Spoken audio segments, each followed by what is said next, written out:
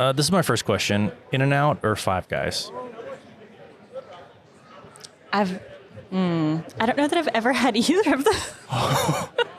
That's a first. I live in Africa, so you see, this is my poor suffering African missionary answer. Yeah. I may need to find a new question for this. Yeah, I'm so then. sorry. Yeah. I've ruined this for you. Wow. Do you have a favorite hamburger? Yes. Okay, what's your favorite hamburger? Okay, this is really random. There is a mall in Nairobi where they have an ostrich burger. Really? Check that out. Is it's that pretty good. What is it? Is it kind of like a turkey burger? Yeah, a little bit. Okay. It's good though. Yeah. It's surprising. It's good. There's a little bit of that kind of like shock value of it's an ostrich burger. You know? Yeah. I tried to convince some people. We're in New Orleans right now at the SBC annual meeting. I tried to convince my team last night to get French fries that had alligator on top. We didn't get it. You didn't get it. It was too much. Oh man, sorry. Too much. Welcome to the bonus season of 10 Questions with 10 Pastors. This is 10 Questions with 10 Missionaries. Brought to you by Gateway Seminary. With your host, Tyler Sanders. This episode was recorded live at the 2023 SBC annual meeting. I'm here with Kristen Lowry, who is an international orphan care consultant with Sin Relief. Sin Relief is a kind of partnership program, I guess, right? Between IMB and NAM? So it's a partnership between the International Mission Board and the North American Mission Board to do mercy ministries. Okay. Yeah. And how'd you get involved with this? Well, that's a long story. Okay. I serve the International Mission Board in Kenya, and I came over to Kenya as a photographer, but at some point I pivoted. The Lord called me to work with orphans and vulnerable children. So in the course of that, I ended up inheriting an orphanage. And when I inherited it, I found out that most of the kids living there actually had parents. So the donors didn't know, the directors didn't know, but I knew the language and I found out. And so what we were able to do was to get a lot of those kids home and then continue with the work of rescuing kids and reuniting the families. But it kind of started me on this journey of learning that most kids in orphanages have parents. And so what I want to do is I wanted to get that message out to Southern Baptist so that they could be at the front of this global movement to get kids home, because I believe that every kid deserves to be in a family. Yeah. So, yeah. That's a pretty fascinating thing to find out, I imagine. It's shocking. Yeah. Because when I took over this orphanage, I had been assured by the board of trustees, the directors, that all of these kids here were the poorest of the poor. They were the most vulnerable. They didn't have anyone in the world. Yeah. And then what happened was that I was there. I was kind of getting my feet on the ground, trying to figure out what was going on. And I went up to a young kid who was in the classroom, and I very delicately in Swahili was like, "I'm so sorry. Like, what happened to your family?" And he looked at me like I was a crazy person. He said, "My mom comes every Saturday." And I was like, "What?"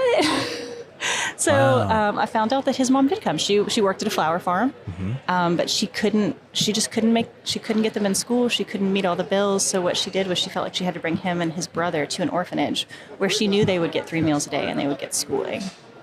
Wow. And so kind of started me on this journey of trying to get more kids home, because what we could do for a much smaller cost was take him home and help his mom to be able to have those needs met while she was home and while she had her kids, because she loved her kids. Wow. But she made a difficult decision. Yeah. Oh, of course. Yeah. Impossible decision, I imagine. Yeah. Well, okay, that's good. I mean, can you tell me anything else about like the work you're doing overseas? Is that kind of the main thrust of it? Yeah. So for the last how many years? 2013 to 2023. That's 10 years. Yeah. For the last 10 years or so, I've been working in that space. So I have an institution in Kenya called Shelter Yetu. And what we do is we rescue boys living on the streets. We provide them with rehabilitation services for 6 months. So that's trauma counseling, it's education, that's healthcare, that's discipleship. Provide them with those services, and then we find out where their family is and start working with their family to see what made them leave home. Right. And so we do that, and then when they're both ready to come together, we reunite the child back with his family. So I've been doing that for 10 years, and in doing that, I would get a lot of calls from people who said, I'm supporting an orphanage, can you go check it out? Or I'd like to start an orphanage, or what can I do? And so I pitched to Send Relief that I would really like to have a voice in that conversation in the Southern Baptist Convention, and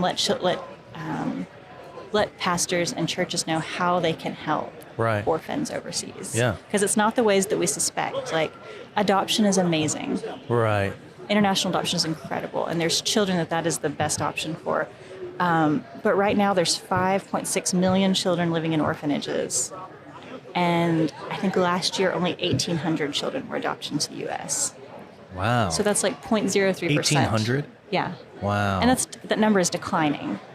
And so as great as adoption is, we're not going to adopt our way out of the orphan crisis. Yeah, sure. Yeah. Well, here's a question that it's a little bit different, okay? Yeah. What's like your day-to-day, like how do you prepare day-to-day to do work like this? That's a good question. So my day-to-day life is thankfully very flexible. Mm-hmm. I've got 5 kids at home. I've got 3 biological and 2 foster. Mm-hmm. So it takes up a good amount of my time. And then I go to the shelter. I live an hour away from the shelter, and I go once or twice a week and do work on the ground, trying to help the staff, trying to help the kids. And then a lot of my advocacy work is in the evening. So we're 8 hours ahead of the U.S. So once the time I get the kids in bed is when I can start talking with pastors from the States. Wow. And that's kind of what it looks like right now. Is that like Zoom calls, that kind of thing? It's Zoom calls, yeah. And it's hearing. It's hearing about these pastors' hearts for orphans, what their church is already doing, and seeing how I can serve them. Yeah. So some don't have any kind of orphan ministry, but they want to start one. And so I can help them think through what's the healthiest, best way to do that. Some have an orphan ministry, and they're not really sure, like, what's the best way to proceed with this. Yeah. And I can help them, think through those questions and figure out, like, what's the best thing they can do right where they are. Yeah. What would you say is a consistent challenge you face in your missionary work? In my particular work, I think preconceptions and misconceptions are the most difficult thing. Okay. So we all have preconceptions, and we all have misconceptions. And in my line of work, what it is that usually when a church is working with an orphanage or with someone overseas, they've had a long, deep relationship. And they want what's best for those kids. They know those kids. They've been visiting them. They've been supporting them. And they might not be aware that those kids have families, or that their support might be keeping them out of families. I see. Yeah. And so trying to help people change that mindset while honoring that they have a call from the Lord and that they've been doing all that they can to help orphans. Yeah. But just letting them see this other pathway to doing that. Yeah. Is a challenge. Yeah, of course. Yeah. What would you say is a part of your spiritual gifting that matches your task really well? I think the Lord has gifted me in mercy, which is really difficult, honestly. So I live in a place with a lot of needs. Yeah. And I'm not a slow personality. Like, I don't always stop and think through the implications of things. I just kind of want to do them right now. Yeah. So the Lord has very graciously blessed me with a husband who's a bit slower and more thoughtful. Because if it were up to me, every child that I saw who needed a home, I would, come on, we've got space. We can sort this out. Yeah. Living in a place where there's a lot of needs and a lot of suffering, I'm very grateful to be there and grateful for how the Lord has allowed us to work in that. Yeah. But it can be heavy some days. Oh, sure. Yeah. Yeah. Yeah. What's an unexpected lesson you've learned on the field? Unexpected lesson that I've learned. I think I keep coming back to that I'm not a savior. I think it is easy anywhere in the world, but especially somewhere where you have resources that people don't, to look at yourself and say, I can, in your heart, sin to rear up its head and to say, I can fix this.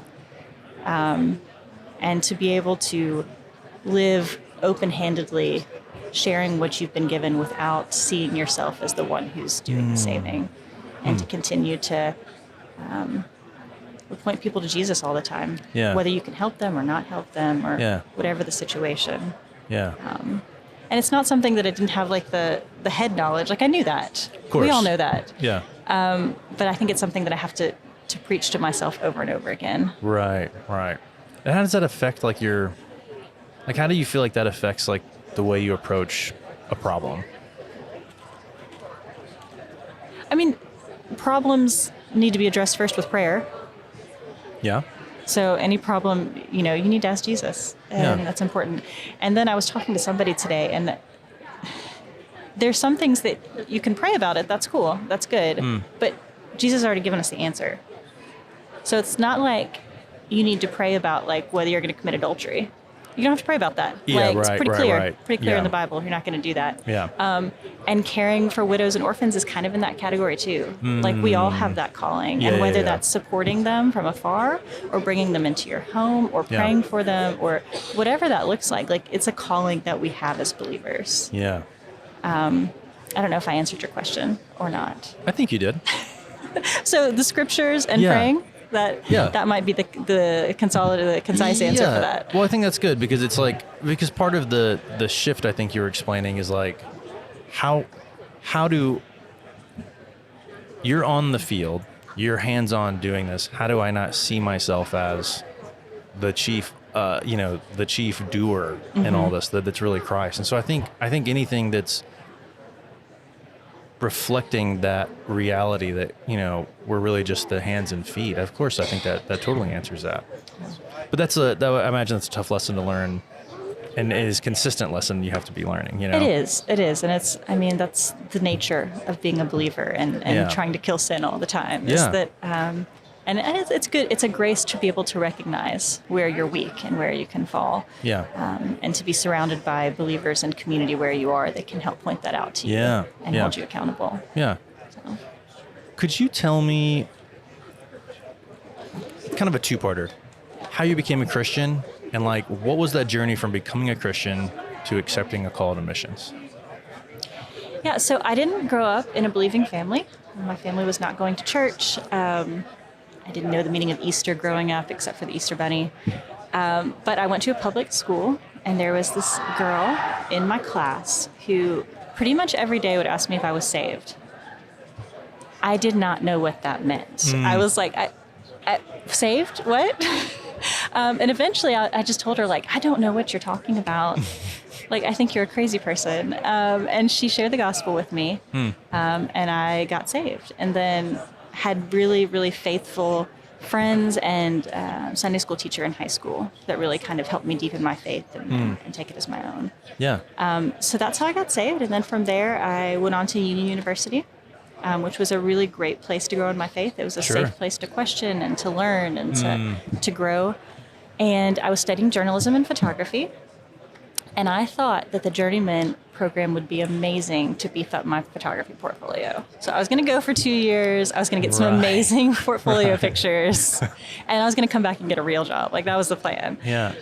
So I did. I spent 2 years on the field in Kenya and South Africa. And one of the last assignments I did, I had met a young lady whose name was Eunice. And she went every day before work. She was a student, but she was also working. She went every day before work to this group of kids living on the street. It's like 20 or 30 kids.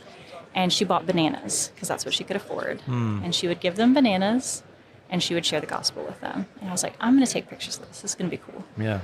So I spent about 10 days with her. I would go with her like 4 a.m. These kids living on the street. She would feed them.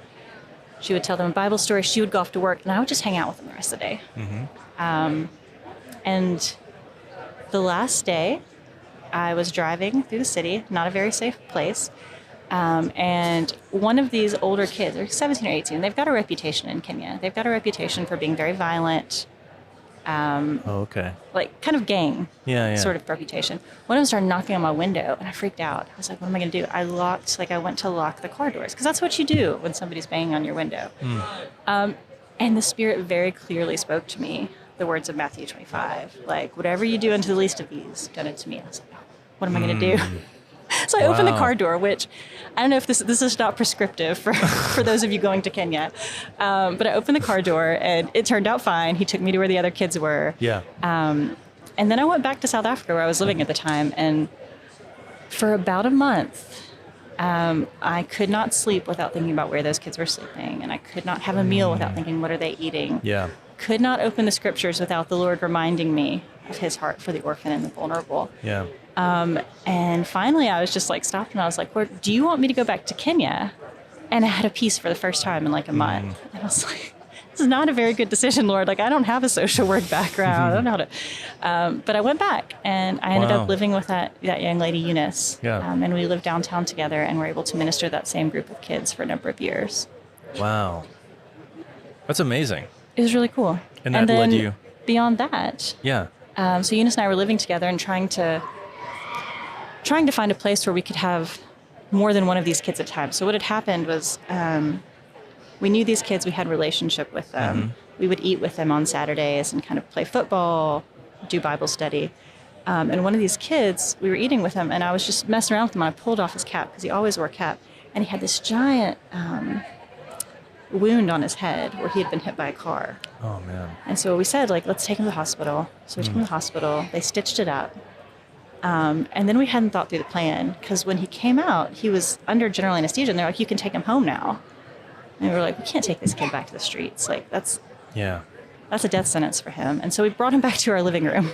Wow. And that kind of opened the door. And for like 3 or 4 years, we ran a like miniature rescue center out of our living room. And during this time, we were like asking the Lord, like, can we just have like a quarter of an acre somewhere in the city that we could like formally rescue these kids and help get them back home? Yeah. And on Christmas Day in 2013, I got a call from a man that my mom had sold a house to in Memphis. And he said, I have an orphanage. Would you like it? And so we were like, okay. Okay. So we inherited a 10-acre orphanages with all the infrastructure.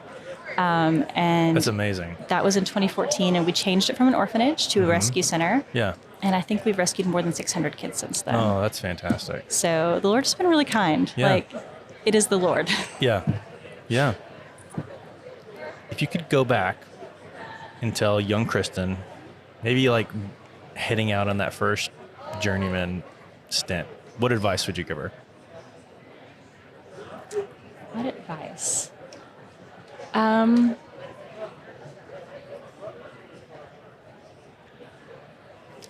don't know. I don't feel like I live life with a lot of regrets.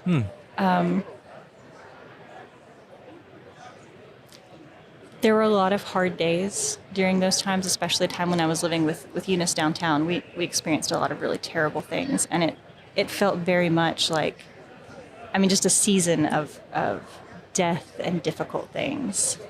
But I wouldn't change any of those, and I wouldn't do anything differently because now we see the fruits of all that. If we hadn't walked through those days, we wouldn't be able to do what we're doing now. Yeah. We wouldn't understand the issues on such a deep level.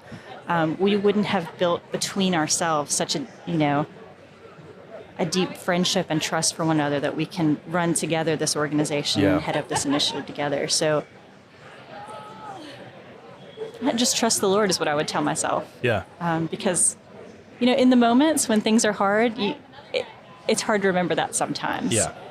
But I think on the other end of things, you can see where he's been faithful and where he's been kind. Right. But you wouldn't change him because what a testimony. Like, how would we know how good he was unless he had carried us through those things? How else could you get to where you are? Yeah. Yeah. That's really good. And my final question, usually this is one of the first questions I ask, but before we started recording, Kristen and Courtney and I, our producer, got into a really long talk on books. So I was wondering if you could tell me what you're reading right now. So I will tell you right now, I'm reading The Brothers Karamazov. Yeah? And why are you reading that? Because I love it and it makes me feel alive. Okay. Also, there's an ongoing argument in my home about if it's terrible or not. My husband absolutely hates it. And so I'm reading it, remind myself that it is really good literature. I really like it. But I'm going to add something. Can I add something? Yeah, please do. Yeah. On the plane on the way over, I watched a movie, which is an old movie. Maybe people have already seen it, but I had not seen it. It's called Lion. Have you seen it? No, I don't think so. Okay, so it's about a young Indian boy who gets lost. When he's like 4 or 5, he gets lost, he gets separated from his family, he gets adopted, into Australia, and it's kind of his journey to going back and finding his family. Right. And it broke me. Like I'm sobbing on the way over from Kenya to Louisiana. But it was also like so encouraging, because his story is that he went to all these places. He ended up in a police station. He ended up in an orphanage. He ended up in all these situations where if somebody had stopped and really made the effort to try to find his family, he could have been spared years of suffering. And it all Right. turned out for good. Like he had his family, they loved him. But just thinking through that, like, there are 150 million kids living on the streets in the world. That's an estimate. Nobody really knows how many, but it's a lot of children. And we need people, to support those efforts and to be those people who are there, who are caring for those kids and who are saying, like, how can I help you get into a safe home? How can I help you get back home? Instead of, in some instances looking at their own agenda and what they want to do with them, which is what happened to this child. Everybody had their own agenda when they were talking to him. And he desperately wanted to go home, but nobody could hear that and nobody would help him with that. And so it really just kind of broke my heart and made me remember, like, oh, this is why I'm doing this. So it was deeply encouraging and hard at the same time. A couple of years ago, when I was a seminary student, we had a guest, kind of a lecturer at church. It really wasn't a sermon that he gave. It was like a little lecture. And one of the things he said that really struck with me, he was involved in orphan care as well. He said, one of the ways we should ask whether or not a city is doing well is if children are being taken care of well in that city. And he was British, so he said it way better than that. I think what he said was, is it well with the child? And that question has stuck with me for so long, because if it kind of doesn't matter how many great buildings or how clean a city is or a community, like all these things are kind of superficial if children are not being cared for in that area. That's so true. So I guess what I'd like to finish on is if you could tell us a little bit of information of how pastors can learn more about what you do, maybe connect with you and learn more about how they can be involved. Yeah, for sure. So I would love to hear from pastors. I am available for coaching on how they can work with orphans better overseas or begin working with orphans overseas. The first thing they can do is they can email me at children@cinderleaf.org. And we can set up a time to talk and I can help them. The other thing is that people can give to the Families and Children's Fund with Cinderleaf. Okay. So they have a fund that is supporting families and children. Yeah. That's what it's for. Yeah. And so they're doing amazing work all around the world, supporting kids to stay in their families. So that can look like feeding programs or school fees or health care. And then also we're beginning work to get kids back in families who were in orphanages. So you can support that financially. You can pray for that. And you can reach out. I would love to hear from people. Perfect. That's wonderful. Kristen, thank you so much for your time. Thank you, guys.